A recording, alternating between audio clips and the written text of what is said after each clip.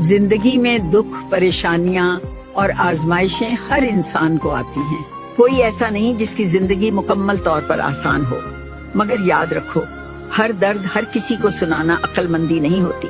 कुछ लोग सुनकर हमदर्दी तो करते हैं मगर दिल से नहीं, कुछ मजाक उड़ा देते हैं और कुछ लोग तुम्हारी कमजोरी को तुम्हारे खिलाफ इस्तेमाल कर लेते हैं। इसीलिए जरूरी है कि तुम अपने दिल का बोझ हर जगह ना उतारो।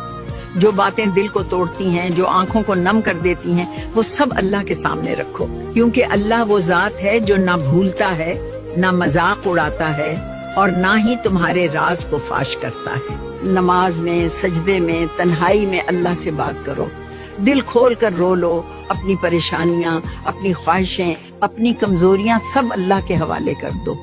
जब बंदा अल्लाह से बात करता है तो दिल को ऐसा सुकून मिलता है जो किसी इंसान से बात करके नहीं मिलता।